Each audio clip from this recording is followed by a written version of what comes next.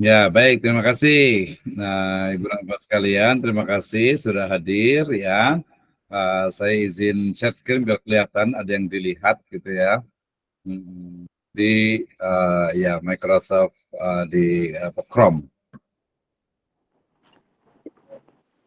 Baik, terima kasih. Kita akan mulai. Bismillahirrahmanirrahim. Assalamualaikum warahmatullahi wabarakatuh. Waalaikumsalam warahmatullahi wabarakatuh. Alhamdulillahirabbil alamin wassalatu wassalamu ala asrafil anbiya'i wal mursalin habibana wa nabiyyana Muhammadin sallallahu alaihi wasallam wa ala alihi wa ashabihi wa man tabi'ahum bi ihsanin ila yaumiddin wa ba'd. Qala Allah ta'ala fi kitabihil karim, a'udzu billahi minasyaitonir rajim, bismillahirrahmanirrahim. Iqra bismi rabbikal ladzi khalaq, khalaqal insana min 'alaq, iqra wa rabbukal akram, alladzi 'allama bil qalam, 'allamal insana ma lam ya'lam. Wa qala Rasulullah sallallahu alaihi wasallam, man salaka tariqan yaltamisu fihi ilman sahalallahu lahu bihi tariqan ilal jannah. Amma ba'd fa inna astaqal hadits kitabullah wa khairal huda hudan nabiyyu sallallahu alaihi wasallam. Alhamdulillah, syukur kepada Allah Subhanahu wa taala telah memberikan kepada kita kenikmatan iman, Islam dan juga ihsan, dan salawat dan salam sama-sama kita berikan kepada junjungan alam Nabi wa sayyidina wa maulana Muhammadin sallallahu alaihi wasallam, seluruh berikutnya para sahabat serta orang-orang yang senantiasa mengikuti jejak sunnahnya hingga akhir zaman. Pertama-tama saya ucapkan terima kasih, hatur nuhun, jazakumullahu khairan atas kehadirannya Ibu dan Bapak sekalian di mata kuliah filsafat ilmu, filsafat umum, dan juga filsafat pendidikan Islam. Hari ini agak sedikit berbeda, saya ingin membawakan terkait dengan bagaimana sebenarnya pembahasan terkait dengan filsafat pendidikan Islam itu ya. Saya sudah download lebih kurang 1, 2, 3, 4, 5, 6, 7 ya, ada 7 buku dan itu semuanya free ya, tinggal dibaca. Sekarang tinggal mau baca atau tidak gitu ya. Tapi saya akan buat scanning terkait dengan setiap buku, saya akan tunjukkan tentang daftar dari isinya ya, jadi daftar isinya sehingga nanti akan ada bayangan bahwa oh, mata kuliah ini ya ketika bicara tentang filsafat pendidikan Islam gitu ya, maka kemudian yang muncul adalah apa atau yang dibahas adalah ini ya. Baik, saya akan mulai dari satu buku ya yang dikarang oleh Salmin Nawati ya, SSMA ya. Judul bukunya adalah Filsafat Pendidikan Islam, Membangun Konsep Pendidikan yang Islami. Wah, ini editornya nih ya, kurang N sama Y-nya itu kebanyakan jadi kapital semuanya nih ya. Bersama editornya adalah Khalid Nasution MA ya. Ini buku ini diterbitkan ya. Oh, yang ini udah bener nih tulisan ininya ya. Diterbitkan, ini ada 193 halaman, kemudian diterbitkan oleh Cita Pustaka ya, media printed ya. Ini tahun 2016 ya, masih berapa ya? 4 dengan 3 ya, 7 tahun lah, masih oke lah ya, masih bisa digunakan ini ya. Ini nanti bisa buat referensi, Bapak sekalian, nanti akan saya share, kemudian nanti boleh digunakan untuk referensi, baik itu untuk makalah ataupun juga nanti bisa jadi mungkin salah satu tugasnya adalah ini ya. Baik, saya akan fokus kepada daftar isinya ya. Jadi daftar isi buku yang pertama tadi kan judulnya adalah Filsafat Pendidikan Islam ya. Nah, nanti di bab pertama ya penulis membahas tentang ini ya, pengertian dari filsafat. Saya yakin semua sudah paham. Ya, kemudian juga filsafat pendidikan, dan secara spesifik adalah filsafat pendidikan Islam. Ya, jadi bagaimana sebenarnya ilmu filsafat itu kemudian masuk ke dalam pembahasan tentang ilmu pendidikan atau di dunia ilmu pendidikan, dan kemudian secara spesifik adalah pendidikan Islam. Nah, dari sini sebenarnya kadang orang itu terjebak kepada, oh berarti pendidikan Islam adalah cabang dari ilmu pendidikan. Ya, apakah ini benar atau tidak? Nanti boleh saya tanyakan, gitu ya. Jadi pertama bicara tentang definisi atau takrif ya, pengertian dari ya filsafat, kemudian pendidikan, kemudian pendidikan Islam atau filsafat pendidikan Islam. Itu yang pertama tuh yang dibahas. Jadi saya yakin Ibu dan Bapak sekalian sudah paham nih tentang masing-masing dari definisi ini ya. Kemudian yang kedua adalah terkait dengan ruang lingkup ya dari filsafat pendidikan, kemudian juga filsafat pendidikan Islam. Masih ingat kemarin, jadi dalam konteks filsafat itu yang paling utama dibahas itu adalah 4 ya. Yang pertama adalah ontologinya. Jadi ada tidak sih yang namanya pendidikan Islam gitu ya. Kemudian nanti epistemologinya, bagaimana sih sebenarnya ilmu pendidikan Islam itu, ilmu pendidikan agama Islam gitu ya. Kemudian aksiologinya adalah bagaimana sih implementasi dari ilmu pendidikan agama Islam. Nah, ya, itu adalah ruang lingkupnya ya. Jadi ruang lingkup dari filsafat pendidikan Islam. Oke. Nah, kemudian juga tidak lupa yang dibahas adalah tujuan dari filsafat, kemudian filsafat pendidikan dan filsafat pendidikan Islam. Artinya kita paham nih tujuannya itu apa ya. Kalau kemarin kita bicara tentang filsafat, tujuannya adalah mendapatkan atau mencapai puncak kebenaran gitu ya.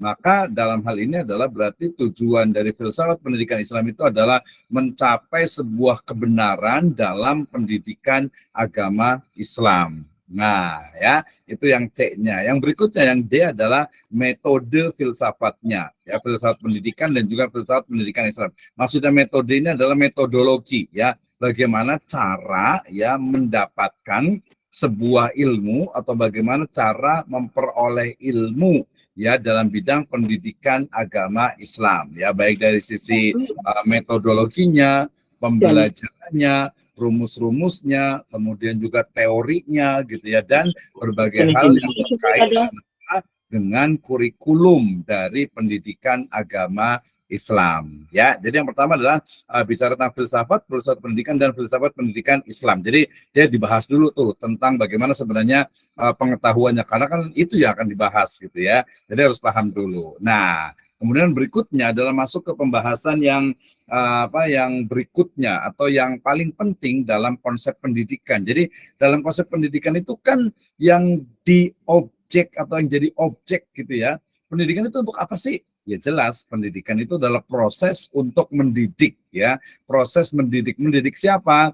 Ya kita sebut saja secara ini adalah anak didik atau ya orang yang dididik gitu ya.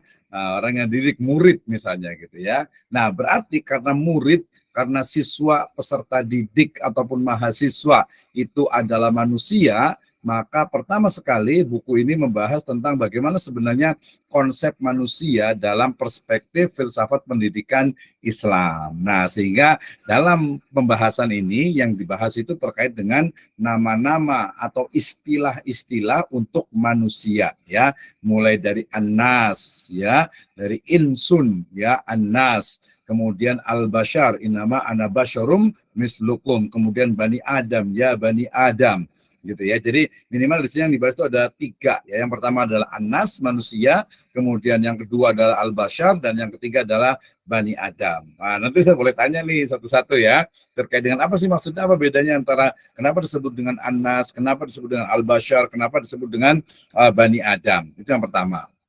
Yang kedua, yang cukup penting ya dalam filsafat manusia, human philosophy, itu adalah tentang penciptaan manusia dari unsur materi dan non materi. Nanti boleh lihat di YouTube saya terkait beberapa pembahasan dan juga di akun yang lainnya tentang bagaimana sebenarnya filsafat itu membahas tentang ya manusia, hakikat dari manusia itu sendiri. Ini sangat panjang sekali gitu ya. Jadi sangat multidimensi. Tapi nanti saya boleh tanya juga nih ya, saya boleh tanya juga nanti terkait kepada ini nih Asatidz Kiram nih semuanya nih ya.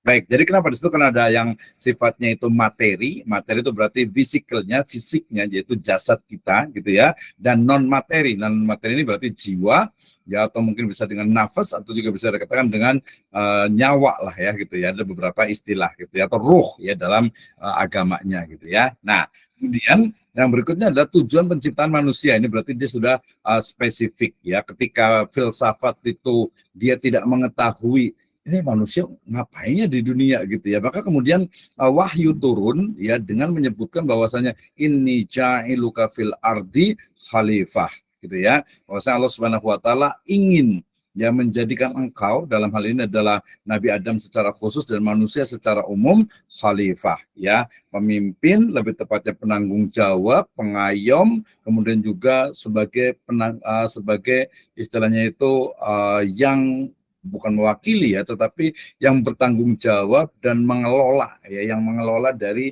alam semesta ini. Dan juga di situ ada juga konsep Abdullah, atau dalam ayat lain disebut dengan apa? Ibadur Rahman. Nah, itu jadi pertama pahami dulu tentang objek atau peserta didik. Saya nyebutnya peserta didik, tapi bukan hanya peserta didik siswa ya, tapi juga mahasiswa sebenarnya. Tapi kita sebutnya peserta didik lah. Jadi ketika bicara tentang filsafat pendidikan Islam, yang dibahas pertama itu adalah tentang bagaimana sebenarnya hakikat dari peserta didik itu sendiri. Ya, karena dengan berbagai karakternya yang dia itu adalah apa? Manusia. Nah, kemudian berarti setelah kita tahu bahwa manusia dalam konteks Islam itu adalah Abdullah, hamba Allah Subhanahu wa taala, dan juga Khalifatullah ya kita sebut saya sebagai Khalifah Allah Subhanahu wa taala yang bertanggung jawab untuk semesta ini, maka kita perlu pahami tentang konsep potensi dari manusia itu sendiri ya. Apakah potensi manusia itu misalnya di ayat dikatakan inna nafsala ammaratum bisu gitu ya. Ya, ternyata apakah betul bahwa nafas itu selalu mengajak, selalu membawa kepada keburukan? Ya, berarti ini bisa tentang potensi. Nah, kita bisa bagi dua ya. Potensi yang sifatnya itu jismiyah, yaitu daya gerak, kemudian daya berpindah, kemudian juga yang kedua adalah ruhiyah, berarti jismiyah atau jasadiyah gitu ya, dan juga ruhiyah. Ruhiyah itu berarti terkait dengan akal, terkait dengan nafas, ya terkait dengan qalb juga ya. Nah, kemudian setelah itu baru bicara tentang implikasi dari pemahaman tentang manusia atau pemahaman hakikat manusia dalam Islam ya terhadap pendidikan agama Islam. Nah, setelah itu baru bicara tentang konsep masyarakat dalam perspektif ya filsafat pendidikan Islam. Ya, manusia itu kan dia nggak bisa hidup sendiri, maka ada komunitas paling kecil yaitu keluarga. Nah, setelah keluarga itu beberapa keluarga atau beberapa individu menjadi sebuah masyarakat. Berarti bicara tentang apa? Bagaimana sebenarnya konsep masyarakat ya dalam Islam. Ya, bagaimana dengan al-ummah, ya ummatan wasato, kemudian juga umat dalam konteks yang bukan hanya umat Islam tapi umat-umat yang lainnya. Berarti bicara tentang bagaimana peran ya, kemudian juga tugas, kemudian juga tanggung jawab dari masyarakat terhadap pendidikan Islam. Nah, setelah itu baru dibahas terkait dengan apa ini? Epistemologi Islam, yaitu konsep ilmu dalam perspektif filsafat pendidikan Islam. Saya rasa ini sudah paham semuanya nih ya, tentang misalnya ilmu itu apa kemarin ya, mal farq bainal ma'rifah wal ilm, what difference between knowledge and science. Kemarin ada mengatakan ya knowledge, science gitu ya. Nah, itu dibahas ya, termasuk juga yang paling penting itu adalah instrumen dari ilmu pengetahuan yang cara mendapatkannya. Jadi bagaimana sih, ini kan pembahasan tentang apa? Tentang epistemologi Islam ya. Instrumen meraih ilmu pengetahuan, jadi tool bisa juga. Jadi bagaimana sih alat untuk mendapatkan ilmu pengetahuan? Kemarin sudah bicara ya tentang tajribi, berarti bicara tentang panca indera, kemudian juga bicara tentang akal kita, logik kita, kemudian juga tentang wahyu, minimal ada 3 itulah ya. Kemudian sumber-sumber ilmu pengetahuan, sumbernya itu dari mana gitu ya, validity atau validitas dari ilmu pengetahuan, kemudian klasifikasi pembidangan ilmu pengetahuan, integrasi ilmu pengetahuan, sampai karena ini adalah Islam, berarti islamisasi ilmu pengetahuan itu menjadi hal yang sangat penting dan juga karakteristik dari ilmuwan muslim, implikasinya terhadap pendidikan Islam. Jadi sebenarnya sampai di sini nih, ini adalah dua gagasan yang menjadi PR kita bersama. Yang pertama adalah integrasi ilmu pengetahuan. Misalnya, ya ketika guru mengajarkan matematika misalnya gitu ya, selalunya kalau yang generasi lama itu ya dia tidak pernah membawakan misalnya ayat Al-Quran atau mungkin korelasinya dengan Islam gitu ya. Udahlah, matematika ya matematika aja gitu ya, bahasa Indonesia ya bahasa Indonesia saja gitu ya, kemudian bahasa Inggris ya bahasa Inggris saja, padahal mestinya di situ ada integrasi, ada interkoneksi gitu ya, dari berbagai ilmu pengetahuan yang ada specifically in Islamic education gitu ya, khususnya dalam bidang ilmu pendidikan agama Islam gitu ya. Nah ini sangat penting, termasuk juga mungkin yang ngajar PJOK gitu ya, kesenian atau kebudayaan, itu mesti ya dia memasukkan nilai-nilai pendidikan agama Islam. Itu adalah nilai kebaruannya, ada integrasi ilmu pengetahuan dan juga islamisasi ilmu pengetahuan. Nah kemudian berikutnya setelah ilmu berarti dibahas tentang bagaimana konsep dasar dari pendidikan Islam. Jadi pendidikan, tarbiyah, taklim, takdib gitu ya. Nah, itu beberapa istilah yang cukup banyak tuh dibahas dan mahasiswa itu harus bisa membedakannya. Ya, asas-asasnya, apa beda antara asas dengan prinsip, dengan dasar, itu juga harus dipahami. Kemudian esensi dari tujuan pendidikan, kemudian juga rumusan dari World Conference Muslim of Education. Jadi, gimana sih Islamic Education itu, pendidikan Islam, pendidikan agama Islam itu seperti apa sih sebenarnya? Nah, berikutnya adalah unsur dasar pendidikan Islam. Ini dia langsung masuk ke dalam aksiologi. Kalau tadi epistemologi, sebelumnya lagi tadi tentang ontologi, tentang keilmuannya, epistemologinya itu adalah cara mendapatkan ya atau teori tentang ilmu pengetahuannya. Yang berikutnya adalah unsur-unsur dasar pendidikan Islam, ini dia terkait dengan apa? Aksiologinya. Berarti bicara tentang esensi tentang pendidik, ya, kemudian juga peserta didik, kemudian juga kurikulum, kemudian juga metode, kemudian juga sumber belajar, kemudian media pembelajaran gitu ya, sampai kepada mungkin ada reward and punishment gitu ya. Nah, gimana nih zaman sekarang nih sampai kepada evaluasi. Jadi evaluasi itu gimana sih? Kenapa sih harus pakai UTS segala, harus pakai UAS segala? Nah, baru ini ada tambahan terkait dengan pendidikan akhlak dalam perspektif falsafah pendidikan Islam. Ini bisa jadi satu jurnal ini ya, kalau kita bisa menginikannya, bisa mengolahnya. Oke ya, ini adalah buku pertama dari penulisnya ya. Nah, nanti saya akan share semuanya, itu Ibu ini kan ya, Salminawati SSMA, the first book. Oke, next, the second book, judulnya juga sama, yaitu Filsafat Pendidikan Islam. Ini penulisnya adalah Dr. Aris, MPD, ya. Nah, jadi nanti ada salah satu kaedah gitu ya, walaupun nggak mutlak, tapi minimal kalau untuk untuk master gitu ya. Jadi buku yang ditulis itu memang memiliki bobot gitu ya, minimal itu ya. Nah, ini adalah Filsafat Pendidikan Islam, sama ya, Pak Dr. Aris ini membahas tentang itu. Ini terbit tahun 2023 baru kemarin. Ini semuanya gratis, bisa di-download di itu. Tapi nanti nggak usah Ibu dan Bapak sekalian, tidak perlu gratis. Nanti saya akan share di website, di Google Classroom boleh, atau di WA juga boleh ya. Kita lihat, tadi kita udah paham ya, oh ternyata Filsafat Pendidikan Islam membahasnya tentang itu. Kita lihat ini ya dari Pak Dr. Aris ini. Jadi ketika bicara tentang Filsafat Pendidikan Islam, beliau pertama membahas tentang konsep dasar dari filsafat. Jadi beliau bahas dulu sekilas tentang filsafat itu apa sih sebenarnya, yang dibahas itu apa, karakternya, ciri khasnya itu apa. Nah, setelah itu baru bicara tentang konsep dasar pendidikan. Jadi pendidikan itu seperti apa? Itu sebenarnya udah bicara tentang hakikat sebenarnya. Sebenarnya bicara tentang ontologi ya. Jadi ontologi dari pendidikan itu sebenarnya. Makanya kemudian dibahas terkait dengan hubungan antara filsafat dan pendidikan ya. Nah, jadi konsep dasarnya seperti apa sih filsafat pendidikan Islam? Jadi ada 3 keilmuan yang kemudian digabungkan menjadi satu ilmu. Ilmu filsafat, ilmu pendidikan, dan Islamic Studies atau ilmu Islam ya. Di bagian pertama ini juga bicara tentang fungsinya juga. Kenapa sih harus belajar itu ya?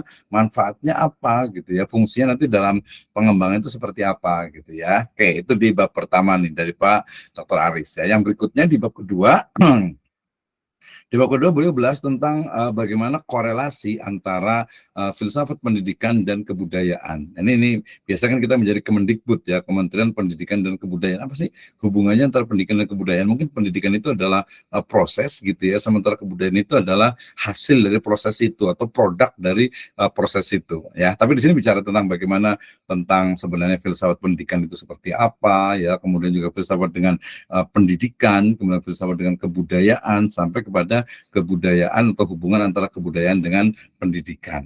Nah, itu dua bab pertama ya bicara tentang secara umum tuh. Jadi harus paham tentang filsafat itu apa, pendidikan itu apa, ya kemudian Islam itu seperti apa. Jadi filsafat pendidikan Islam. Nanti akan saya tanya nih kayaknya nih ya, boleh ya. Oke, lanjut. Berikutnya adalah di bab ketiga, Pak Dr. Aris ini menulis tentang ruang lingkup. Jadi yang dibahas itu apa sih dalam filsafat pendidikan Islam itu? Ya, bicara tentang ini juga ada kesalahan ini antara A dengan B sama ya, ruang lingkup filsafat pendidikan Islam. Harusnya dia ini situ harusnya pendidikan dulu nih, ya, baru pendidikan Islam. Kegunaan dari filsafat pendidikan Islam dan metode pengembangan. Dia langsung ke how to improve atau how to develop gitu ya. Langsung ke metode pengembangannya gitu. Karena dia memang bicara tentang ruang lingkup. Jadi masing-masingnya dari, kalau bicara tentang ruang lingkup masih ingat ya, sama dengan tadi istilahnya itu adalah unsur. Ya, berarti ruang lingkup dari filsafat pendidikan Islam itu adalah pertama adalah tentang ontologi pendidikan Islam. Yang kedua adalah epistemologi pendidikan Islam, di dalamnya itu ada metodologi pendidikan Islam. Yang ketiganya itu adalah aksiologi pendidikan Islam. Nah, kalau yang belum nanti tanyalah, kalau nanti saya tanya juga. 6. Nah, di bab keempat, Dr. Haris menyebutkan tentang hakikat dan tujuan filsafat. Ya, jadi hakikat dan tujuan filsafat pendidikan Islam. Jadi ini langsung ke spesifik nih, ya langsung ke jantung pembahasannya, inti pembahasan itu hakikat dari filsafat pendidikan. Jadi filsafat pendidikan Islam itu apa sih? Berarti kita sebut sebagai kalau sebagai sebuah ilmu atau sebuah produk. Kalau sebuah ilmu berarti kita bisa sebutkan bahwa hakikat dari filsafat pendidikan Islam itu adalah sebuah ilmu yang membahas terkait dengan hakikat, ya, terkait dengan esensi utama atau dasar atau pondasi asas yang paling mendasar dari pendidikan Islam. Kayaknya ada 2 atau 3 kata yang menjadi kuncinya nih. Saya nanti mau tanya nih kayaknya ya. Jadi pertanyaannya adalah apa sih hakikat dari filsafat pendidikan Islam itu ya. Kemudian tujuan dari filsafat pendidikan Islamnya, sumber-sumbernya gitu ya, kemudian pendekatannya. Nah, sumber ini sebenarnya bisa bicara tentang epistemologi nih ya. Epistemologi jadi bicara tentang berarti sumbernya apa?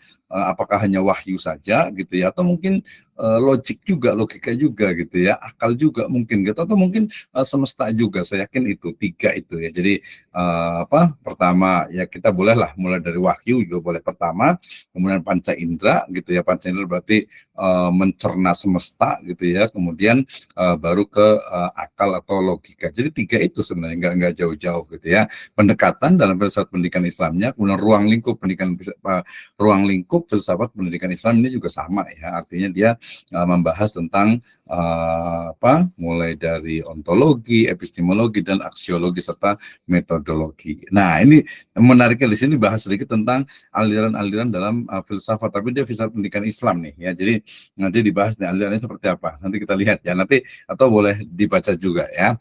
Sebenarnya saya mau bahas tentang ini nih ya, bahas tentang ini. Tapi dikit lagi nanti mungkin saya bahas sedikit karena ini agak menarik nih ya. Kemudian berikutnya bicara tentang paradigma dalam pendidikan Islam ya.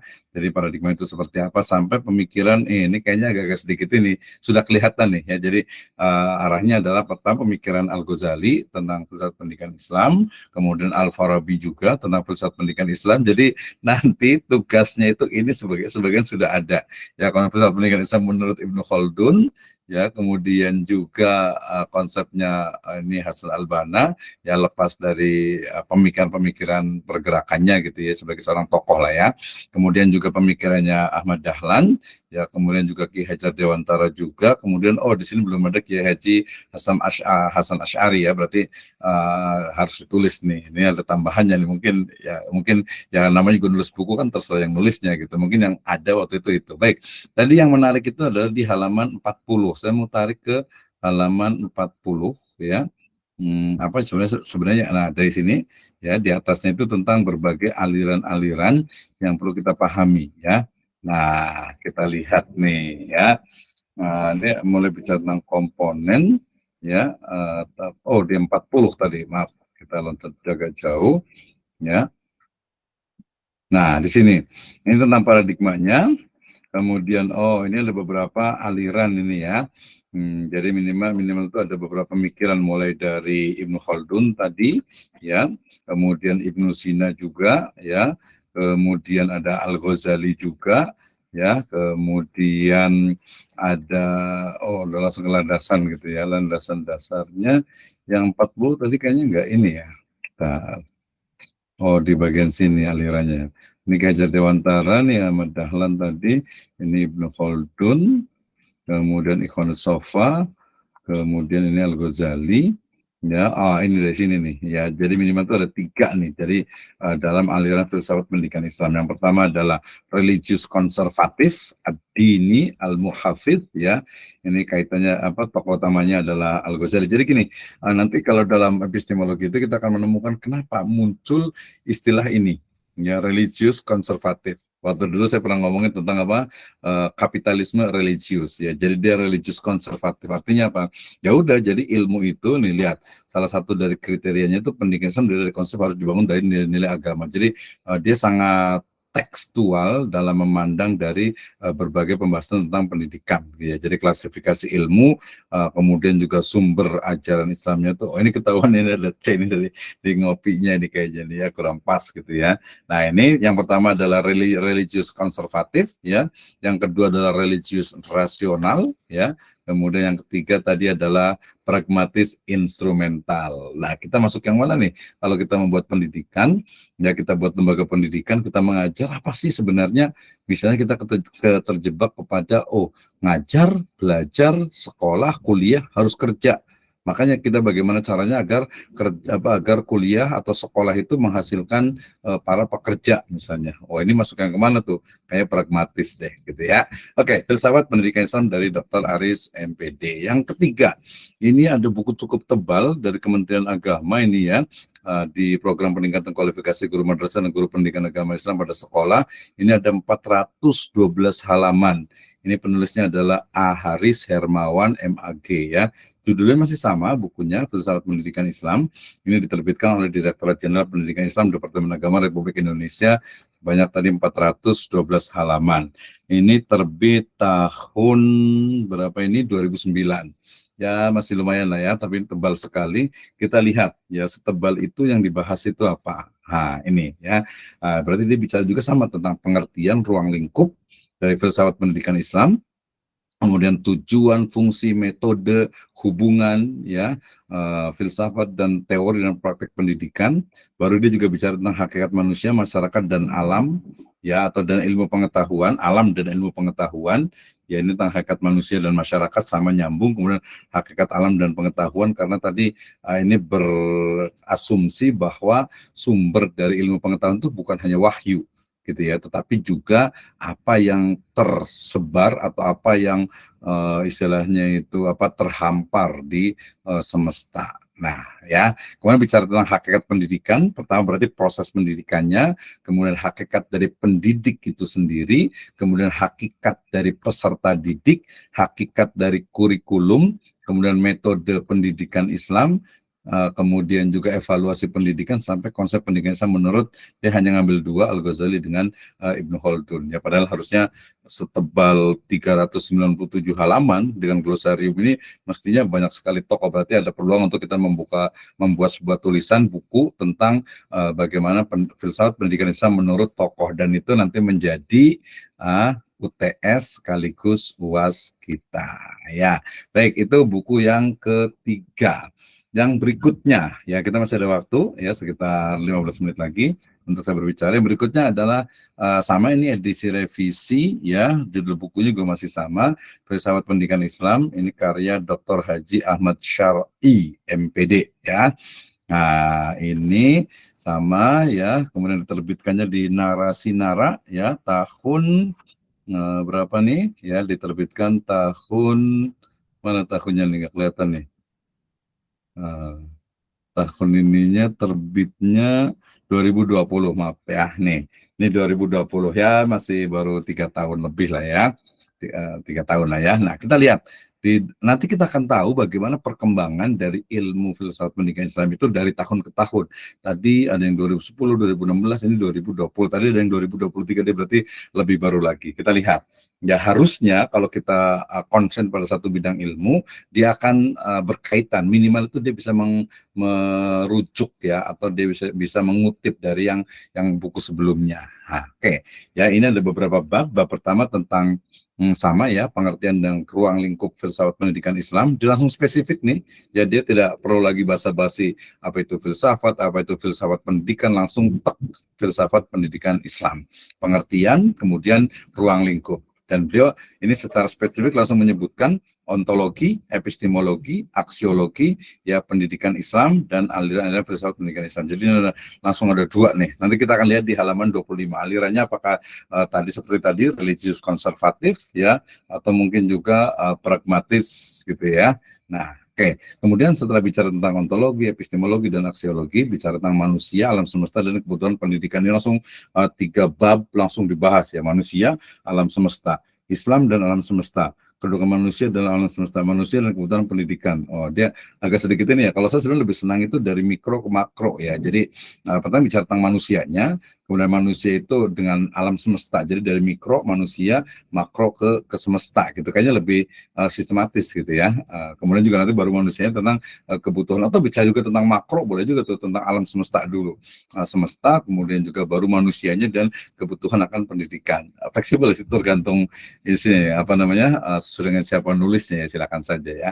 Nah, setelah itu baru hakikat dasar dari pendidikan Islam, tujuan pendidikan Islam, hakikatnya ingat. Jadi karena ini adalah filsafat pendidikan agama, kata-kata yang selalu menggunakan kata-kata hakikat, kemudian bicara tentang teori, bicara tentang tadi ontologi, aksiologi, kemudian epistemologi, kemudian aksiologi. Jadi bedanya itu. Jadi apa sih beda, berarti dengan pendidikan agama Islam bedanya apa? Beda karena ini bicara tentang teori dasar dan juga pemikiran-pemikirannya gitu ya, sehingga sangat teoritis ya, sangat filosofis lah mungkin bahasanya gitu ya.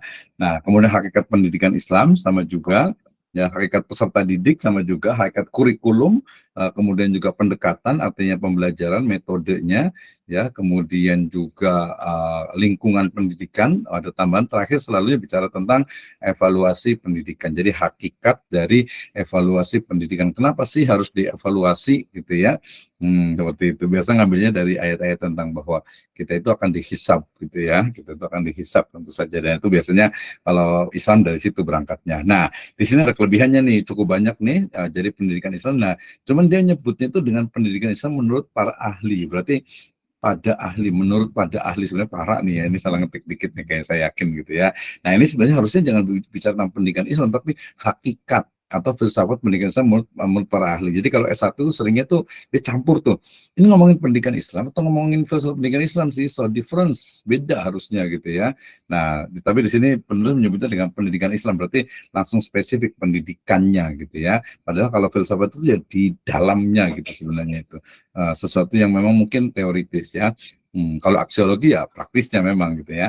Oke, Ibnu Sina. Jadi sebenarnya kalau bicara tentang pendidikan Islam menurut para ahli ini sebenarnya sudah ke aksiologi ya, dari filsafat pendidikan agama Islam. Ibnu Sina, kemudian Al-Ghazali, kemudian Ibnu Khaldun, Muhammad Abduh, Ahmad Dahlan. Oh, salah ngetik juga nih Ahmad Dahlan ini ya. Nah, di sini juga iya Ki Haji Hasyim Asy'ari juga dimasukkan juga, nggak dimasukkan ya, harusnya ada gitu ya, jadi organisasi besar gitu ya. Tantangan dan peluang nih harusnya nih, berarti typo-nya nih agak banyak nih ya. Apakah pendidikan Islam, tantangan dan peluang pendidikan Islam ini menjadi sebuah refleksi sebenarnya nih ya, di bab yang ke-14, 194. Jadi 206 halaman. Ini adalah buku yang ke-4 ya. Ada 3 lagi. Ini buku juga menarik juga nih ya, Dr. Haji A. Marjuni MPDI ya. Ini dari Alauddin University Press ya, Universitas Islam Negeri Alauddin ya di Makassar sana. Judulnya sama, Filsafat Pendidikan Islam, ini 136 halaman. Saya akan kebetulan buku saya juga sempat diterbitkan di sana di filsafat ekonomi syariah gitu ya. Karena kalau Win tuh suka-suka yang pemikiran-pemikiran seperti ini memang gitu ya. Kita lihat ini tahun berapa nih 2021 ya, agak lebih tadi 2003 ya, ini 2021 ya. Jadi ini agak lebih tua ya. Kita lihat ini kayaknya bukunya sama dengan buku saya ini, dia apa dari sisi layoutnya ini sama nih. Saya mau lihat, kita lihat sama-sama ini. Nah, ya di daftar isi. Jadi bahas apa sih? Ya prolog, pakai prolog ya, pengertian filsafat pendidikan Islam. Ya, pindah filsafat pendidikan dulu dia, baru ruang lingkup filsafat pendidikan. Seharusnya di sini pengertian filsafat pendidikan Islam harusnya. Kenapa? Karena di bawahnya itu sudah ruang lingkup filsafat pendidikan Islam. Yang Islam ini nggak ada, mungkin harusnya pendidikan dan pendidikan Islam gitu ya. Langsung ngeritik juga nih, nggak apa-apa ya. Nanti saya kirimkan semuanya bukunya, tenang ya. Kemudian perkembangan, oke, kronologi berarti ya, metode dan argumentasi filsafat pendidikan Islam, masih oke lah ya. Kemudian bagian keempatnya yang utama, ontologi, epistemologi, aksiologi, filsafat pendidikan. Oh, dia judul di sini, judul saya itu filsafat pendidikan, tapi di bawahnya itu dia filsafat pendidikan Islam. Ya, jadi sampai kepada sebenarnya hakikat dari pendidikan Islam itu sebenarnya dibahas juga harusnya itu ya. Nah, ini madhab-madhab dalam filsafat pendidikan Islam. Ya, aliran filsafat pendidikan Islam 70. Oh, dari sini saya ingat yang tadi nih. Dari yang tadi kita lihat ya, halaman 25. Saya tadi mau menunjukkan halaman 25. Oh, ini. Ini membaginya jadi beberapa jenis. Jadi, Ibu dan Bapak sekalian, teman-teman semua, jangan heran atau jangan bingung ketika orang kok ininya agak beda ya, teorinya. Iya, itulah yang disebut dengan teori untuk pengembangan ilmu. Tadi misalkan disebut dengan konservatif misalnya gitu ya. Kalau di sini ini membaginya ada namanya progresivisme, kemudian esensialisme, kemudian perennialisme dan rekonstruksionalisme ya. Jadi masing-masing silahkan untuk apa istilahnya itu membuat sebuah istilah ya, yang itu adalah teori itu, tapi di levelnya S2 dan S3 gitu ya. Ini tadi yang alirannya itu. Jadi masing-masing itu berbeda ya. Nanti kita lihat juga di halaman 70. Nah, kemudian ini sama nih. Jadi pandangan Islam tentang manusia, tapi bahasanya agak lebih mudah dipahami. Jadi kalau itu kan mungkin hakikat manusia gitu ya, sangat filosofis. Kalau ini enggak. Jadi pandangan Islam tentang manusia. Ya, manusia dalam perspektif Islam, prinsip-prinsip dasar Islam tentang manusia. Ya, sama sih sebenarnya itu ya. Jadi manusia dalam Islam ini pembahasannya itu sebenarnya. Nah, dia ini buku ajar gitu ya Ibu Bapak sekalian. Jadi kalau buku ajar itu selalu ada prolog, mukodimah, dan juga ada epilog ya, ada rangkuman atau kesimpulan gitu ya. Ini film pendidikan, oh ini yang tadi sebut ya, jadi dia agak adil nih, jadi ada organisasi besar ya. Jadi level pemakan filsafat pendidikan Kiai Haji Ahmad Dahlan dan Kiai Haji Hashim Asy'ari ya. Jadi dua-duanya nih, ini harusnya bisa dibandingkan nih pemikir. Tapi yang paling penting adalah bagaimana sebenarnya memahami dari mereka itu, dari kedua beliau-beliau ini ya, tokoh-tokoh besar luar biasa ini. Oke, saya mau loncat ke yang halaman 70. Kita lihat dia menggunakan istilah apa untuk menggunakan istilah itu alirannya ya. 62 ya. Jadi seperti apa nih? Dia nyebutnya dengan istilah apa? Ini madhabnya, ini prolognya, mukadimah. Dia nyebutnya dengan madhab idealisme. Ya, idealisme. Ini bicara tentang filsafatnya ini ya, saya Plato ya, tentang idea atau alam idea nih. Madhab idealisme itu yang pertama. Ya, kemudian yang kedua adalah madhab realisme, berarti ini realismenya Socrates gitu ya, dengan konsep yang mungkin dia lebih ya udah apa adanya gitu ya. Oh sorry, bukan Socrates mah gurunya Plato. Jadi Aristoteles ya, tentang realisme yang ada itu ya kayak gimana gitu ya. Berarti idealisme, kemudian realisme, nanti ngambil agak ke arah sana ya, ke arah Yunani sana. Materialisme, ini materialisme sebenarnya hampir sama nanti dengan pragmatisme ya. Kemudian pragmatisme ya, ada lagi juga disebutkan lagi untuk pragmatismenya ya. Kemudian eksistensialisme ya, tentang keberadaannya itu ya. Ini madhabnya juga dibagi juga. Nah, siapa nih yang ini? Kita cari ya. Nah, ini epilognya nih. Kita lihat kesimpulannya.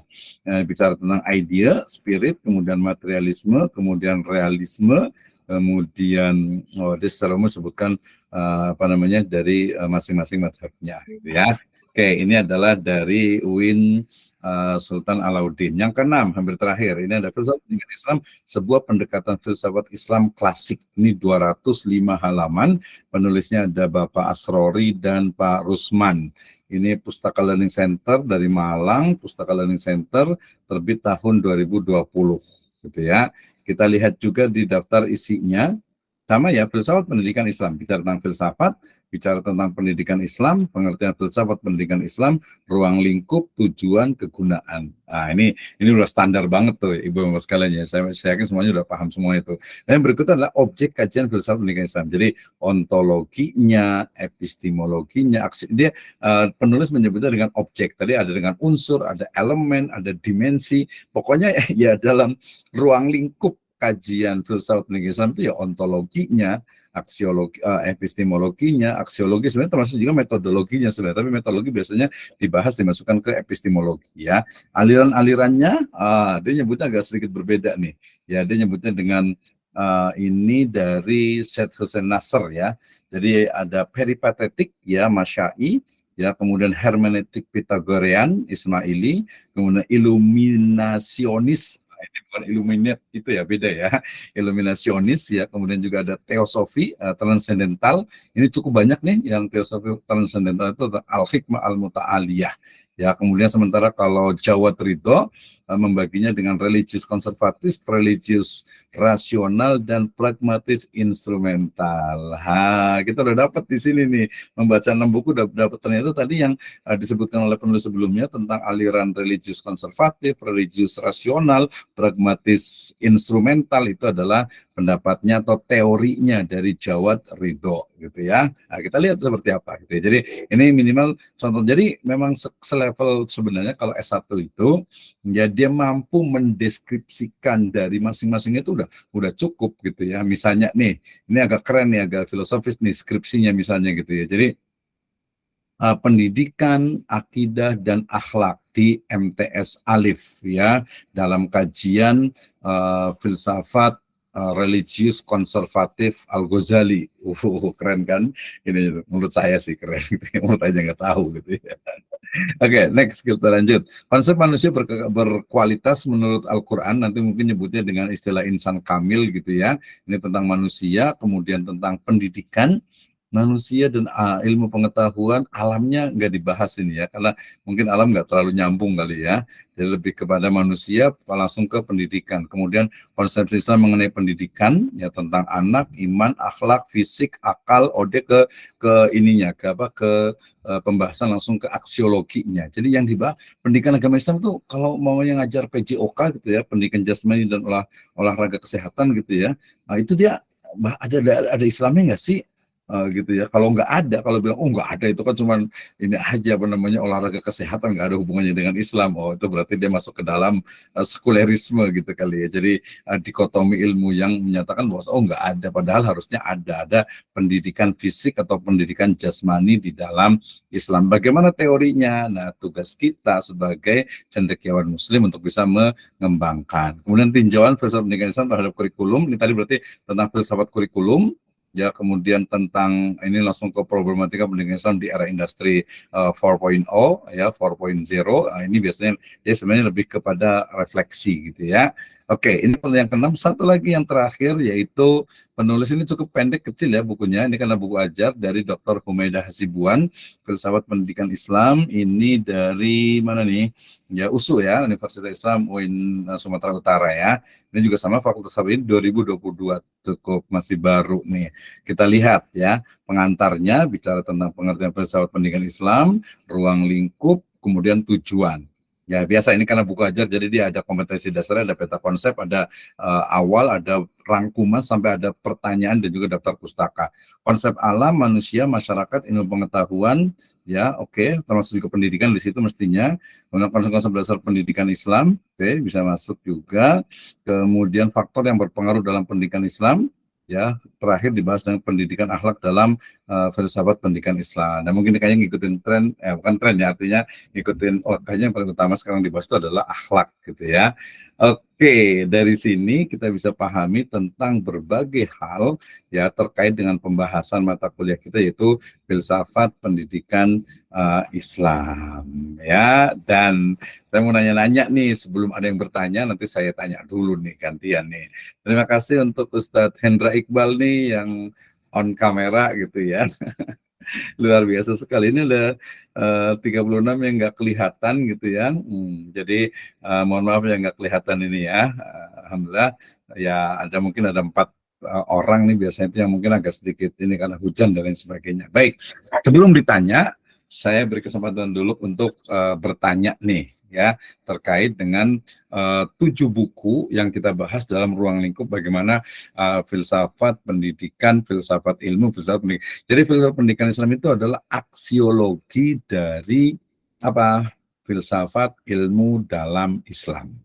Itu. Baik, silakan. Ada yang mau bertanya? Kita masih ada waktu cukup panjang sekitar 27 menit. Silakan yang mau nanya. Kalau nggak nanya nanti gantian saya tanya nih. Gitu ya. Silakan. Ada yang mau berkomentar? Ustaz Hendra Iqbal mungkin ada pertanyaan, silakan. Mungkin pertanyaannya gini, Pak dosen. Apakah ilmu filsafat pendidikan ini bisa diterapkan ke sekolah yang istilahnya tidak perlu pendampingan ketat? Biasanya yang saya tahu ini diterapkan di pondok pesantren atau sekolah-sekolah modern. Ketika di sekolah biasa pulang pergi itu bisa diterapkan nggak tentang pendidikan Islam seperti ini? Karena dari tadi saya perhatikan kan dari beberapa buku itu sangat gimana ya, ketat sekali ya tahapan-tahapan tentang mendidik menggunakan filsafat Islam. Mungkin itu aja Pak dosen. Oke, terima kasih ya, luar biasa nih Pak Hendra nih ya. Nah sebenarnya justru harus dipahami dulu apa sih yang dibahas dalam filsafat pendidikan Islam itu, gitu ya. Jadi pertanyaannya adalah apa yang dibahas dalam filsafat pendidikan Islam. Saya mau tanya ke siapa ya? Wah, ada Ustadz Ahmad Rikordi juga kayaknya nih. Wah, mau ditanya nggak ya? Gitu ya. Jadi pertama adalah apa yang dibahas dalam mata kuliah filsafat pendidikan Islam itu, gitu kan ya. Oke, ada yang mau jawab nggak nih? Silakan yang mau jawab. Biasa saya inget-inget nih orangnya yang mau jawab nih. Atau Pak Iqbal sendiri mau jawab? Mau jawab nggak nih? Silakan ada yang mau jawab nggak? Jadi yang dibahas itu apa objek pembahasannya? Ada yang mau jawab? Krik, krik, krik, krik. Masih hujan. Pak Iqbal kira-kira coba yang dipahami apa nih? Yang dibahas itu apa?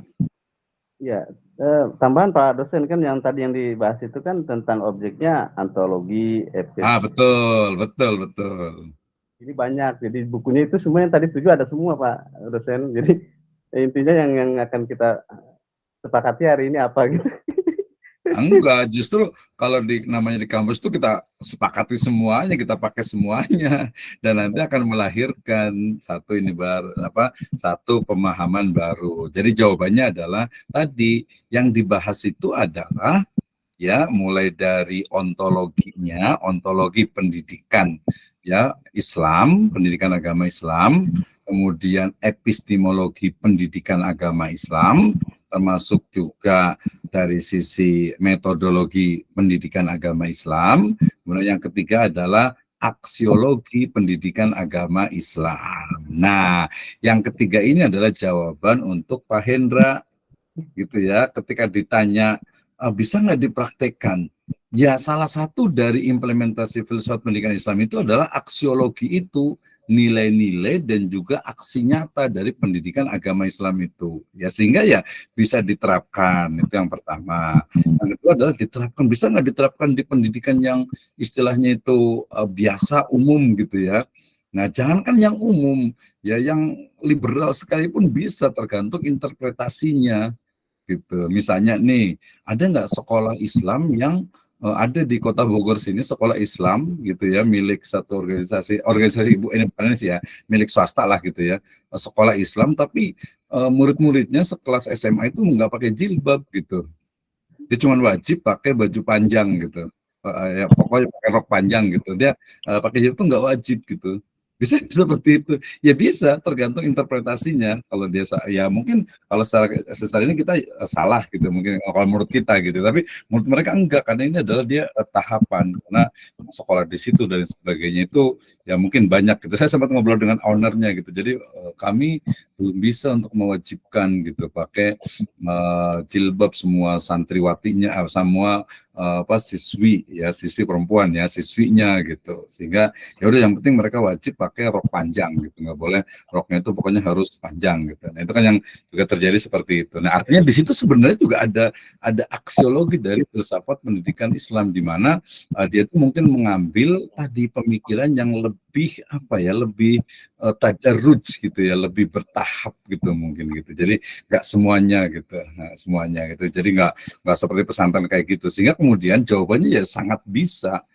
Dan justru seharusnya memang diterapkan di semua level dan juga semua jenis lembaga, misalnya negeri gitu misalnya gitu ya. Ya negeri itu kan otomatis mereka tahu bahwa justru di situ tentang tadi epistemologinya itu harus dikuatkan.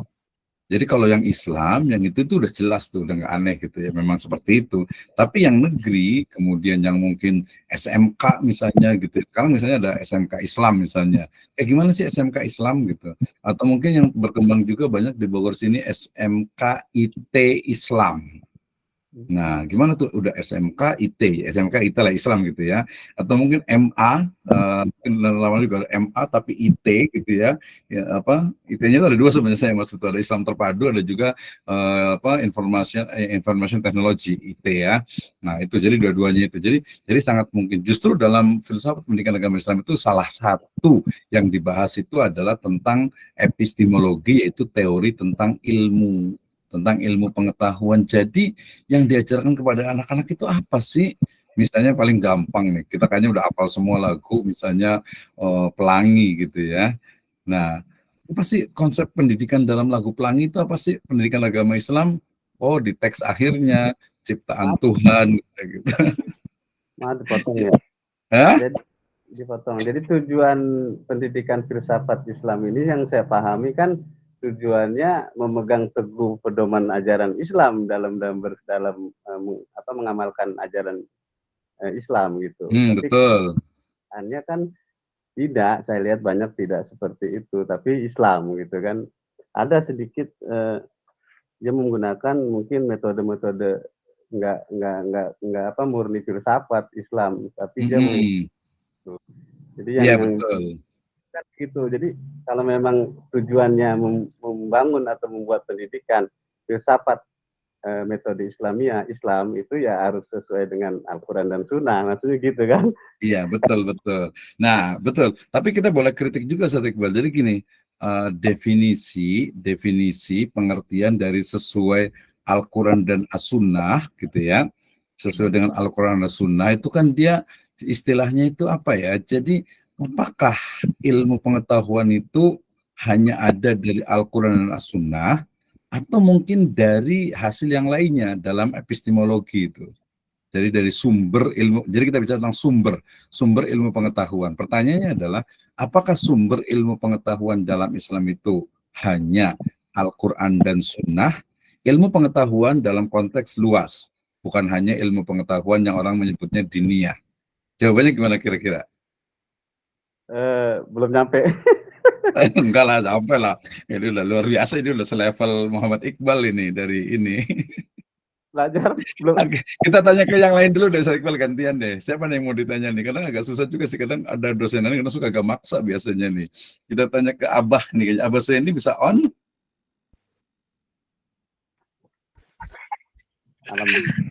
Nggak usah pakai itu, nggak apa-apa juga sih, nggak usah pakai kamera juga nggak apa-apa, yang penting ada suaranya.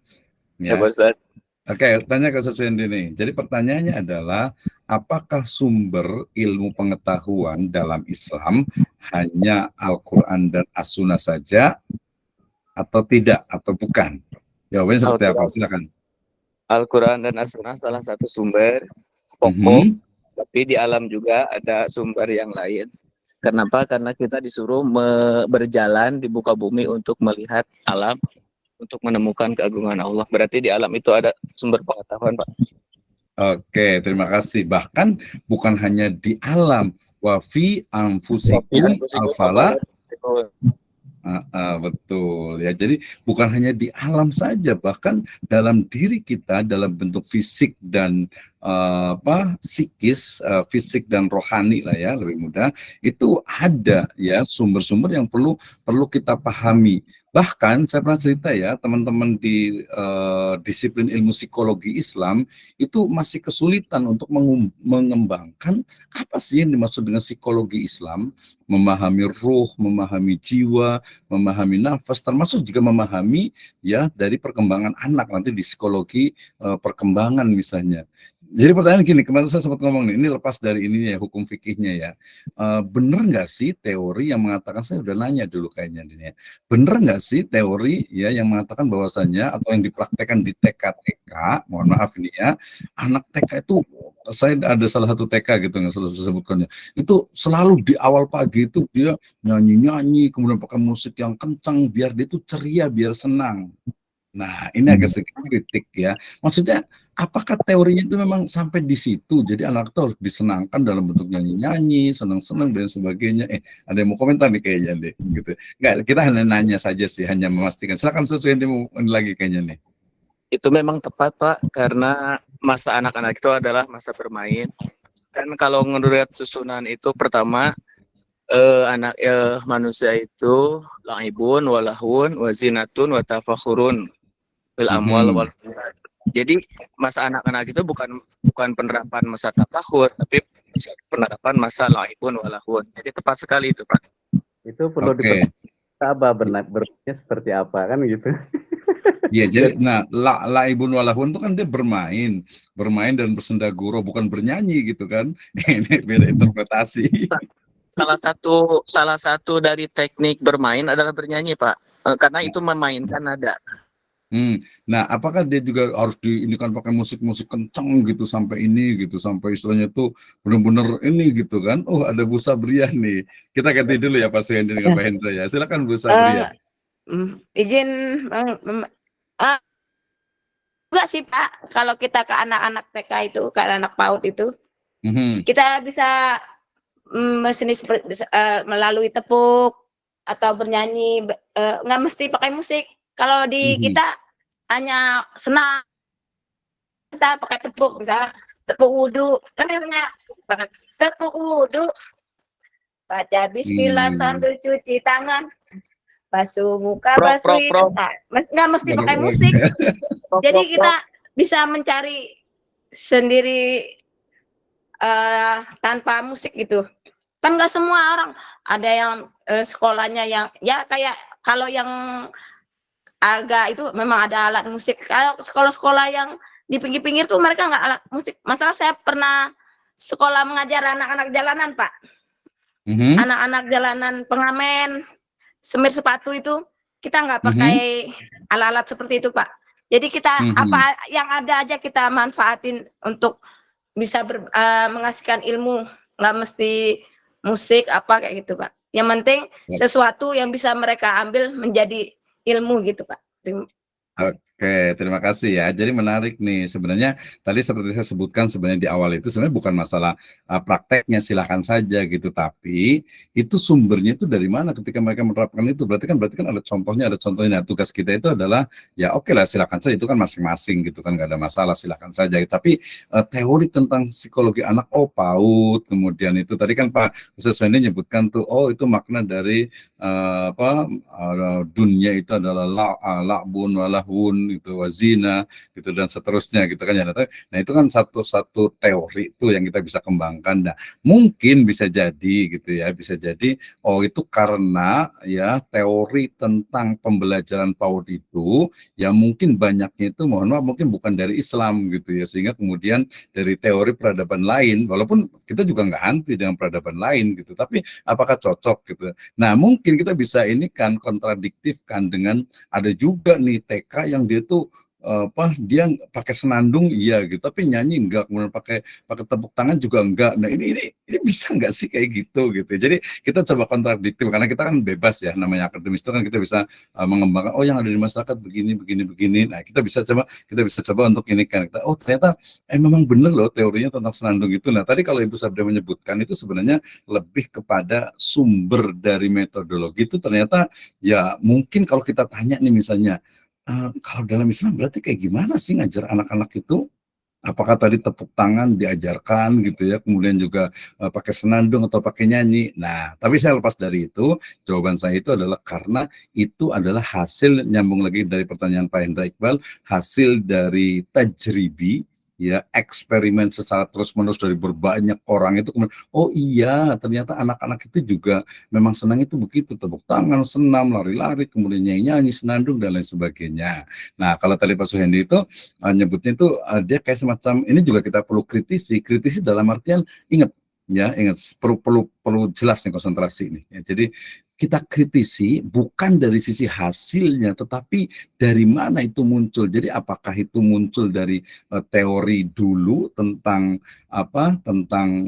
pendidikan PAUD gitu ya, kemudian dicocokologi dengan Islam gitu, dengan ayat tadi yang biasa orang nyebutnya itu dengan ayatisasi gitu, atau memang dulu itu ketika ada tokoh yang menyebutkan tentang lahwun walaibun wazinah kemudian ditarik kepada pendidikan anak usia dini. Wah, ini kayaknya levelnya memang ini kan master semuanya nih kayak jadi kan.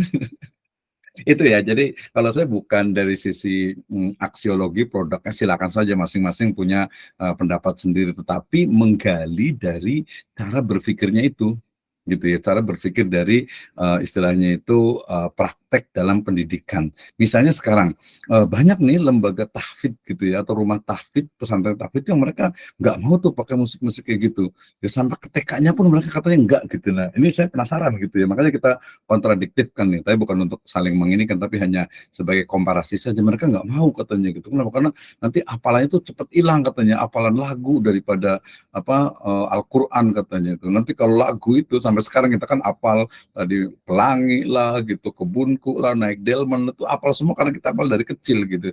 Coba kalau kita dulu itu hafalnya di SD gitu ya, kita rata-rata SD ya, mungkin TK-nya tidak gitu beberapa ya gitu. Jadi hafalnya itu, coba kalau kita hafalnya itu misalnya An-Naba gitu ya atau Al-Fath misalnya gitu, saya rasakan sampai sekarang. But apakah itu saja? Saya juga nyebutnya tidak juga terlalu tekstual. Tadi maka saya juga tidak setuju ketika mengatakan ilmu pengetahuan itu adalah hanya ada dari Al-Quran dan hadis saja, tidak gitu ya. Karena dalam arti yang luas ya, itu adalah memang sumber utama gitu ya. Tetapi kemudian ada sumber-sumber lain dalam diri kita, dalam alam semesta, bahkan pada orang-orang misalnya non-muslim, orang-orang ya manusia tadi itu kita juga bisa banyak belajar gitu ya, sehingga kita juga tidak terjebak dengan istilah misalnya pendidikan di Finland itu loh yang Islami gitu ya, atau Jepang itu loh istilahnya itu kehidupannya sangat Islami sekali, atau di New Zealand itu loh yang Islami. Bukan itu gitu ya, bahwa mereka tuh punya prinsip yang memang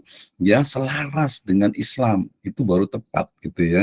Jadi bukan itu pendidikan yang Islam itu begitu seharusnya gitu ya, atau mungkin kita juga terpesona dengan pendidikan paling bagus itu ada di Finland gitu ya, di Malaysia, mungkin di UK, di Europe, di Aussie gitu ya. Tidak seperti itu. Justru kita jadikan pendidikan agama Islam dalam konteks yang luas ya, dengan menggunakan teori tadi itu teori integrasi interkoneksi. Jadi Ibu dan Bapak sekalian, PAI kesimpulannya nih harus masuk ke dalam berbagai mata pelajaran yang ada. Itu ya. Jadi PA itu bukan ansih, bukan sempit Al-Quran, hadis, akidah, akhlak, tafsir, fikih, SKI, bukan hanya itu. Justru dalam konteks yang luas itu adalah adanya integrasi. Ketika Anda mengajarkan matematika, biologi, fisika, ya ekonomi, semuanya ada include di dalam itu adalah Islam. Nah, itu jadi semangat banget nih. Oke, masih ada waktu 9 menit. Ada yang mau bertanya, yang berkomentar silakan. Ustaz Sabriah lagi, Ustazah Sobriah. Boleh bertanya nih Pak dosen. Boleh. Kan boleh lah. Baru-baru ini katanya kurikulum untuk tahun berapa nanti itu pelajaran agama tidak ada. Itu bagaimana Pak? Padahal sedangkan pelajaran agama itu penting sekali kan buat kita, buat anak-anak kita. Bagaimana itu Pak, pendapat Bapak masalah yang kurikulum agama akan dihilangkan diganti dengan budaya kalau nggak salah ya Pak? Makasih Pak. Oke, terima kasih. Ya, belajar dari banyak negara, kita sebut saja negara tetangga kita Singapura yang sudah menghilangkan ya mata pelajaran agama di sekolah negeri gitu ya. Akhirnya kemudian ya umat Islam di sana itu berupaya gimana caranya ya, emang udah nggak bisa sama sekali. Artinya pelajaran agama ya di sekolah negeri itu nggak ada gitu ya. Di sana itu ada madrasah, tapi madrasahnya itu juga sangat terbatas sehingga sebenarnya dipaksa anak-anak Muslim di sana itu untuk sekolah di sekolah negeri gitu ya, di public school, kemudian elementary dengan juga yang di juniornya ya. Nah kemudian akhirnya apa yang mereka bisa lakukan? Ya mereka kemudian kemudian mereka ya cari bagaimana caranya agar anak-anak itu bisa belajar. Maka muncullah pusat-pusat belajar Islamic Center. Islamic Center bukan kayak di Indonesia besar gitu ya, cuman ruko itu bisa disebut Islamic Center. Di sana pusat-pusat belajar, termasuk juga madrasah separuh masa itu yang cukup banyak. Ya boleh dilihat nanti diteliti itu banyak. Tapi itu contoh ya. Nah di Indonesia bagaimana? Nah harusnya sih sebagai kita mayoritas Muslim ya harus kita lawan lah, dalam arti kita terus ya, kita berusaha untuk menjadikan bahwa harus ada pelajaran agama itu di hatta walaupun di sekolah negeri gitu ya. Nah tapi kemudian ketika memang tidak bisa sama sekali gitu ya, misalnya aduh udah aturan gimana nih ya kalau mau istilahnya demo lah gitu ya, artinya kan untuk menyuarakan bahwa harus ada pelajaran agama gitu ya. Nah itu, tapi kemudian ketika memang tidak sama sekali, maka ya kita sebagai pendidik Muslim itu harus bertanggung jawab gitu ya.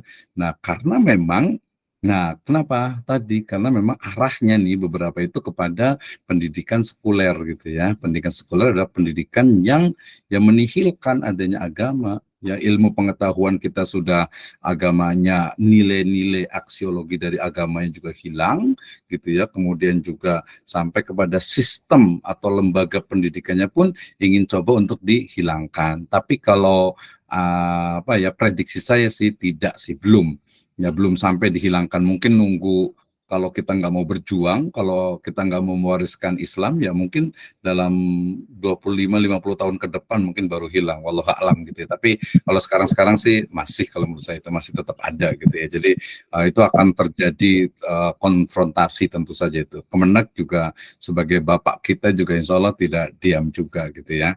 Tetap saja gitu. Walaupun tadi ada negosiasi gitu ya, negosiasi seperti sekarang KUA itu semua agama mungkin bisa ke KUA gitu ya, atau mungkin ya kita ini dulu itu SPDI, Sarjana Pendidikan Islam, kemudian I-nya itu dihilangkan, plus minus adalah pasti gitu ya. Anda setuju tidak setuju, aturannya udah begitu jadi SPD. Harapannya sih husnudonnya atau niat baiknya Kemenak itu ingin agar kalau SPD itu kadang dipandang rendah ya, tapi kalau dari personal itu banyak, enggak lah saya PD, saya MEI misalnya gitu ya, SPDI misalnya, bangga lah dengan Islamnya harusnya gitu. Tapi kalau dari Kemenak perspektif politiknya adalah kalau pakai I di belakang SPD itu dianggapnya rendah gitu ya, sehingga kemudian udahlah SPD aja gitu ya, MPD ya, jangan MPDI lah gitu ya. Jadi kalau MPD itu dianggapnya ya Islam gitu-gitu doang gitu.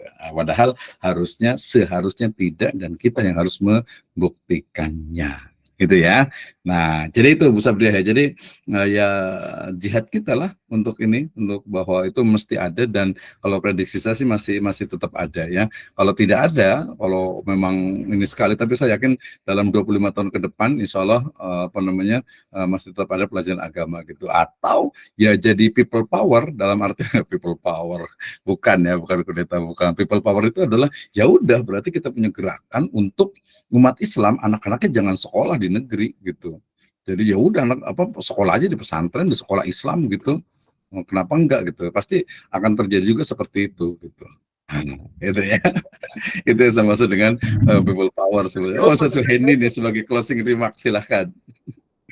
Setuju banget Pak, justru yang jadi masalah kemarin juga kan yang pencetus ide yang brilian itu Pak Menteri Agamanya, salah satunya di KUA itu boleh nikah luar agama juga Pak itu.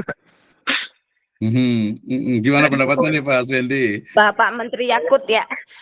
Iya, dan itu kewajiban kita semua sebagai pendidik ya dan sebagai individu muslim yang mempunyai tanggung jawab untuk mempertahankan agar pendidikan agama tetap dipertahankan ada di sekolah negeri gitu. Walaupun Setuju, sekarang Abah. walaupun sekarang udah diintegrasikan dengan pelajaran yang lain, tapi saya lihat di karangan-karangan buku itu nggak ada integrasi agama itu. Contohnya saya baca buku di kelas 4 SD, di tematiknya itu nggak ada pelajaran yang mengarahkan tentang agama gitu. Nah, nanti nanti kalaupun ada diintegrasikan itu tergantung pengarang. Kalau pengarangnya agama Islam berarti dia mengintegrasikan pelajaran agama Islam. Tapi kalau pengarangnya di luar agama Islam berarti dia mengintegrasikan paham agama mereka gitu. Agama Jadi lain. kapan dong belajar agama Islamnya gitu. Makanya sekarang Stitch Surjo Parah ngadain pesantren Al Harokah salah satunya. Terima kasih. Wes, Kita luar bersyukur. biasa ini. Mas Wendy luar biasa, betul. Nah, tadi juga ada pilihan teori, dan teori itu biasa terkait juga dengan policy atau kebijakan dari government biasanya itu. Nah, teori tentang integrasi itu tadi buku oke ya, jadi masing-masingnya. Tetapi ada yang penting juga, ya udah berarti bukunya nggak usah dipakai. Yang paling kita bangun itu adalah siapa? Pendidiknya, gurunya. Nah, itu juga bisa strategi. Artinya sih kalau saya tadi melihat dari beberapa masyarakat muslim ya di Singapura, kemudian juga di termasuk juga di Maldives ya, di Maladewa, kemudian di Aussie, di New Zealand gitu ya, di UK juga, di Europe itu mereka ya tetap eksis gitu. Artinya ini menunjukkan Islam itu ya wala ala itu mereka itu akan terus berjuang gitu dengan dengan keislamannya itu. Sehingga tadi sebenarnya konsep integrasi juga kita bisa ambil gitu ya. Kita bisa ambil dalam artian itu tadi berarti gurunya nih. Kalau tadi bukunya udah banyak, kita udah menjadi rahasia umum, buku Kemenang itu banyak yang nggak dipakai walaupun disuruh untuk dipakai gitu. Di pesantren itu jarang dipakai karena dia lebih luas lagi. Kalau ada buku kemudian dia integrasi agama itu ternyata mungkin dari agama lain gitu ya, ya kita bisa sampaikan, kita bisa ya udah buang aja nggak usah dipakai gitu kan. Nah itu berarti kembali ke gurunya. Berarti all of you will be Islamic education scholar gitu ya.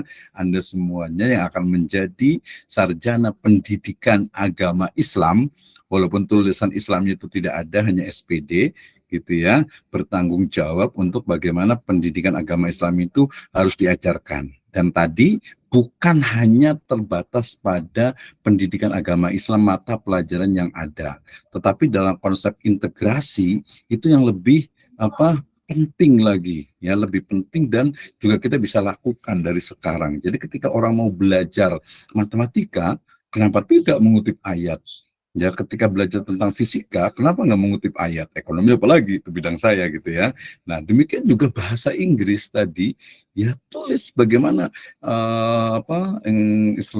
English conversation with Islamic approach misalnya gitu ya, atau English for daily Muslim activities gitu kan, itu juga termasuk bahasa Indonesia juga gitu ya, termasuk bahasa Indonesia. Jangan berpikir saya kan ngajar bahasa Indonesia Pak, nggak ada kaitan dengan agama. Itu mindsetnya sekuler gitu ya, sekuler gitu, nggak seperti itu sebenarnya. Atau mungkin saya yang sangat konservatif kali gitu ya. Terserah Anda lah gitu ya. Yang penting saya memberikan sebuah ide gitu ya. Jadi nggak apa-apa kita beda pendapat dalam artian bahwa tapi kita sama-sama berjuang untuk menjadikan pendidikan agama Islam sebagai expert kita, sebagai keahlian kita, dan kita yakin bahwasanya inna dina indallahil Islam, dan juga Islam adalah rahmatan lil alamin, sehingga Islam itu sebagai sebuah ya way of life, manhajul hayat yang mesti kita laksanakan plus kita wariskan kepada generasi kita, generasi anak cucu kita, dan juga kita sebarkan ke seluruh manusia. Ya bahkan mungkin dari kalangan jin juga ya, perlu kita sampaikan. Baik, lebih 31, jazakumullah khairan ya. Ada yang mau nanya lagi apa enggak nih? Yakin nih, kita mau tanya satu-satu nih, sebenarnya siapa yang mau ditanya ya, agak susah nih, saya agak sungkan nih kalau ditanya, mungkin pada ininya ya, agak enak gitu. Tapi harusnya ditanya juga, saya mungkin kasih waktu 10 menit ya. Ada yang mau nanya atau ditanya nih? Ya, saya ngacak ke siapa ya, yang on boleh kamera, bukan kameranya, HP ininya, mic-nya, ya. Nicknya boleh saya tanya, misalnya ada Pak Sunandi, Nandi. Pak Sunandi gimana? Bisa open mic-nya? Atau boleh silahkan. Ada Ustadz Usman Sirajuddin juga. Ya, siapa nih? Atau ada Ibu Wanda Amalia, Ustadz Usman Sirajuddin. Ustadz Usman. Yes, Boleh.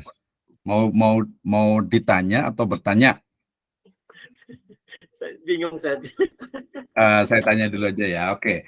Jadi kalau menurut Ustadz Usman nih, ya, Izin konsep Ustaz, jalan Ustaz. ya nggak Usmani apa-apa, lanjut.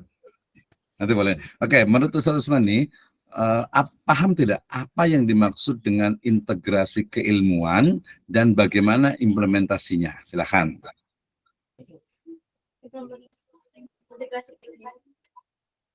Ya, integrasi keilmuan itu apa sih? Terus bagaimana prakteknya?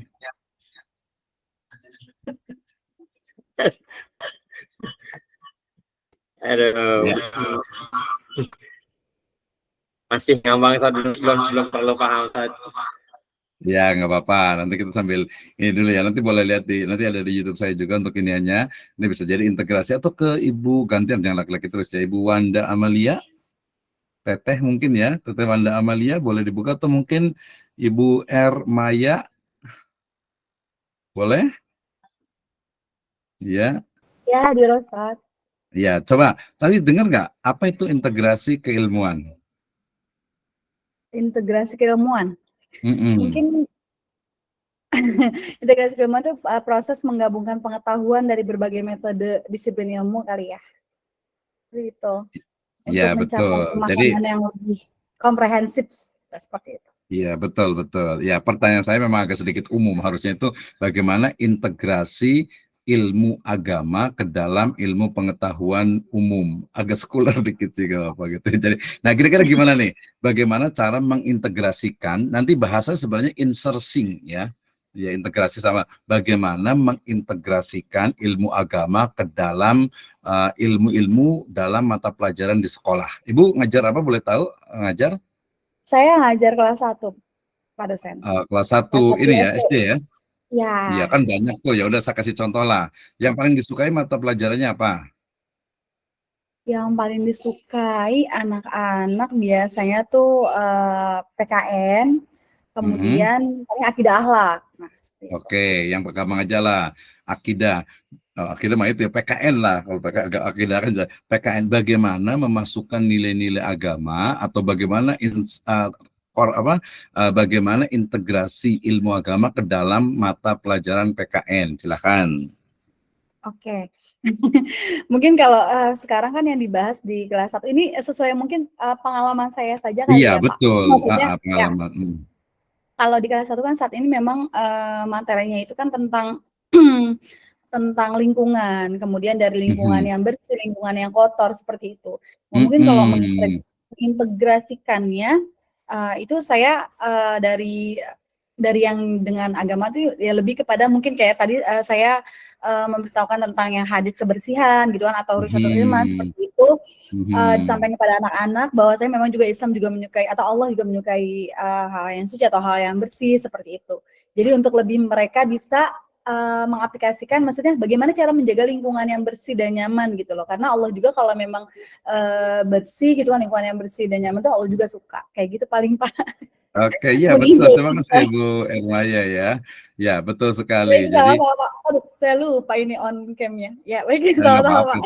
Iya, nggak apa-apa. Ya, betul Bu Maya, memang seperti itu ya. Artinya berarti kuncinya adalah siapa? Ya gurunya. Jadi ya gurunya itu, ya pendidiknya itu yang harus kita mungkin bahasa itu ditasfiyah dan tarbiyah gitu ya, ditarbiyah gitu ya. Jadi harus diarahkan bahwa ya ngajarkan PKN itu ya itu bahwa Islam itu sudah mengatur, ngajarkan misalnya nih sampai nanti misalnya saya juga kebetulan dikasih amanah juga mengajar di UPN Veteran Jakarta, kampus bela negara gitu ya.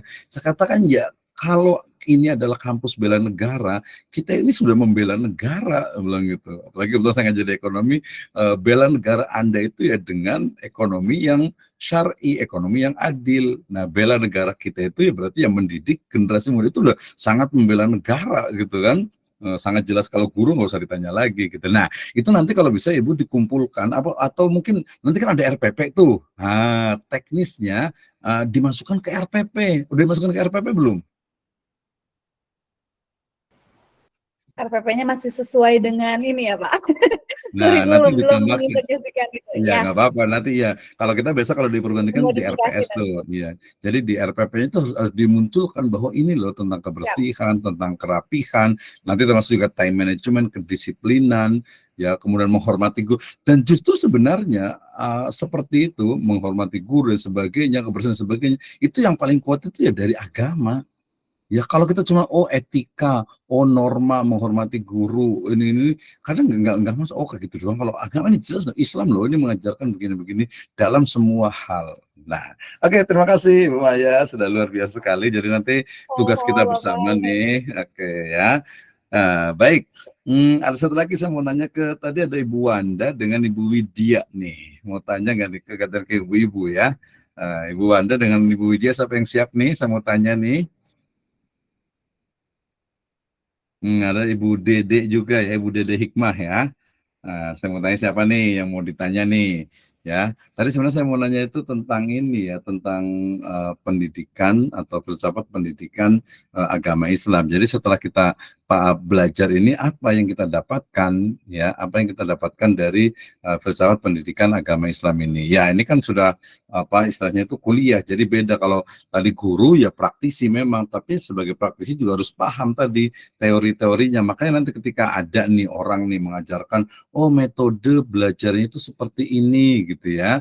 Metode belajar seperti ini dari mana deh? Dapatnya teorinya dari mana sih? Apakah memang trial and error, tajribi gitu ya? Atau mungkin juga dari misalnya eksperimen gitu ya? Atau mungkin dari pengetahuan atau mungkin muncul dari ideologi mereka gitu ya. Nah, ini juga harus berhati-hati ya.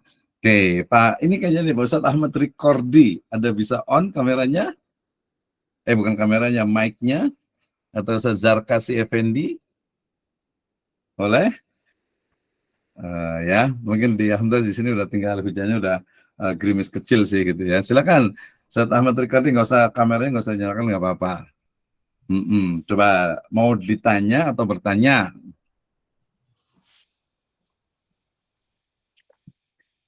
Atau masih OTW nih? Iya Pak, siap. Ya, kita tanya aja ya, kita tanya sederhana aja Ustaz Ahmad Rikord ini. Ya, jadi pertanyaan simpel saja gitu ya. Jadi dalam ini yang sangat sederhana itu ya. Jadi dalam Islam tadi itu bagaimana pendapatnya tentang integrasi ilmu agama ke ilmu-ilmu yang lainnya gitu ya. Apakah memang seperti itu atau ya sudah ilmu agama saja gitu. Terus bagaimana juga dengan konteks nanti ke depannya pendidikan agama Islam ini. Silakan dalam 2 menit aja. Integrasi keilmuan, integrasi ilmu agama ke ilmu-ilmu yang lainnya. Misalnya olahraga. Alhamdulillah ya, sekarang kalau saya senang ketika lihat anak-anak olahraga itu pakai hijab gitu ya, pakai jilbab, olahraga gitu ya. Kemudian juga SD juga udah pakai, udah biasa. Itu kan sebuah kemajuan gitu. Itu juga bagian dari integrasi sebenarnya. Kalau dulu kan mana ada generasi kita itu namanya olahraga ya nggak ada yang pakai jilbab lah gitu ya. Kecuali mungkin di pesantren gitu. Sekarang ya udah biasa gitu, termasuk mungkin ada ini kita atlet kita sampai ke Korea sana gitu ya, lepas dari banyak kekurangannya tapi ya adalah satu kelebihannya pakai hijab gitu kan. Gimana kira-kira Ustaz Ahmad Rikord ini tentang integrasi ini, perlu nggak sih mengajarkan tadi berbagai ilmu pengetahuan itu dengan inserting, memasukkan, mengintegrasikan agama gitu. Terus idenya tadi kan dari kementerian itu ya nanti agama nggak ada tapi dimasukkan ke dalamnya gitu, jadi ke semua mata pelajaran. Ini pasti ada plus minusnya. Kira-kira apa pendapatnya nih tentang integrasi ini? Kalau saya menerapkan dengan anak itu sama mungkin dengan tadi ya keterangan dari Bu Mahya sama. Biasanya saya melalui cerita Pak. Ceritanya. Boleh tahu sama recording ngajar apa nih, mata pelajaran apa? Saya tidak mengajar Pak. Saya Tapi cerita, lanjut dulu gimana? Kalau yang cerita gimana? Gitu aja. Yaitu tentang sampah gitu ya. Misalnya ini satu berjuta masalah gitu dan sebagainya.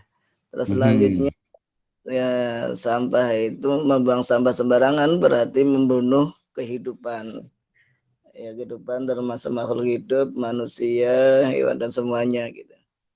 Ketika sampah itu berarti membunuh gitu. Contohnya membuang sampah kertas sembarangan gitu ya.